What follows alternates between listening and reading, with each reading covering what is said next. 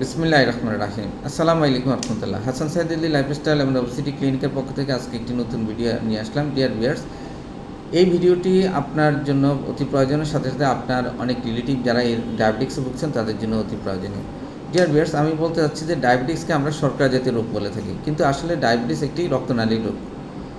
ডায়াবেটিক্সের কারণে রক্তের শরীরের সূক্ষ্ম রক্তনালীগুলো ক্ষয়গ্রস্ত হয় এবং মাইক্রোভাস্কুলার রোগ সৃষ্টি করে, যা একসময় মারাত্মকভাবে আপনার বিভিন্ন অর্গানকে ক্ষতিগ্রস্ত করতে পারে।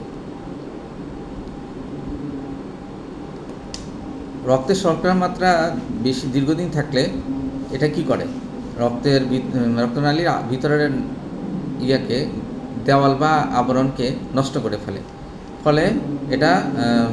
ফলে মোটা এবং শক্ত হয় এবং রক্ত চলাচল কম হয়।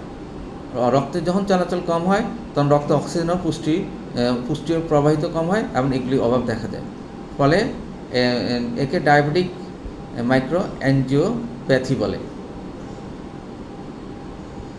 এতে শরীরের চোখ, কিডনি এবং স্নায়ু বেশি আক্রান্ত হয়।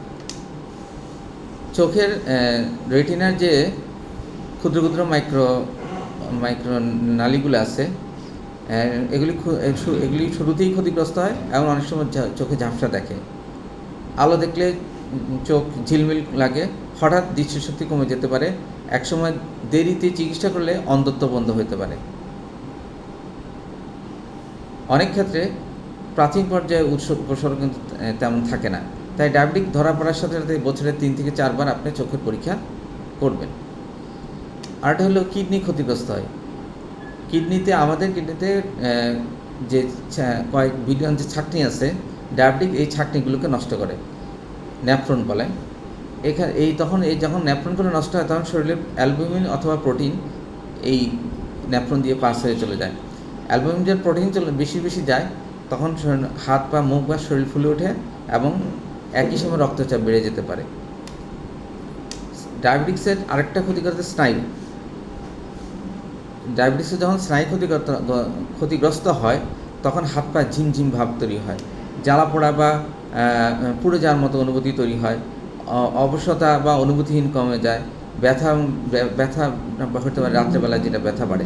অনুভূতি কমে যাওয়ার পরে পায়ে অনেক সময় আঘাত লাগলে সেটা বোঝা যায় না, যা তখন একটা বড় ধরনের ক্ষত হয় এবং ক্ষত যদি সে ট্রিটমেন্ট না করলে একসময় এটা গ্যাংগ্রিনে পরিণত হয়।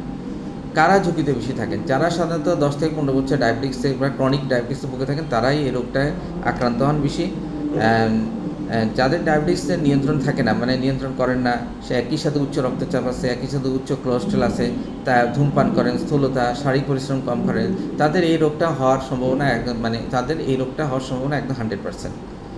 ডায়াবেটিক্স থাকলে নিয়মিত একজন কনসালটেন্টের পরীক্ষা করতে হয় এবং আপনার রক্তের গড় শর্করাটা পরীক্ষা করতে হয় 3 মাস পর পরে। HbA1c নামক একটি পরীক্ষা, এটার পরীক্ষা করে এটার পয়েন্টটা 6.5-এর নিচে রাখলে ভালো হয়, তবে 6-এর নিচে রাখলে আরও ভালো। ডায়াবেটিক্সের আসলে প্রতিরোধ করা দরকার। মাইক্রোভাস্কুলার রোগ প্রতিরোধের জন্য ডায়াবেটিক্সটা যেন না হয়, এই জন্য প্রতিরোধ করা দরকার। এটা শর্করা কন্ট্রোল করা উচিত, রক্তচাপ নিয়ন্ত্রণ করে রাখা উচিত এবং রক্তে চর্বি থাকলে সেটাও কন্ট্রোল করা উচিত। সুষম খাদ্য খাবার, স্বাস্থ্যকর খাবার, নিয়মিত ব্যায়াম করা, ধূমপান সম্পূর্ণ পরিহার করা, পায়ের যত্ন এবং নিয়মিত চোখ পরীক্ষা করা, এই রোগ থেকে মুক্ত পেতে পারেন আপনি।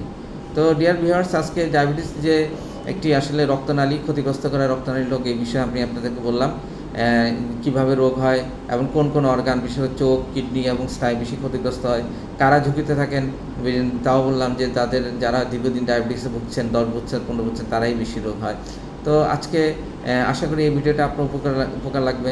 এই ভিডিওটা যদি আপনার উপকার লাগে, দয়া করে এটা লাইক কমেন্টস দিয়ে আমার সাথে সংযুক্ত থাকেন, আমার চ্যানেলটি সাবস্ক্রাইব করুন।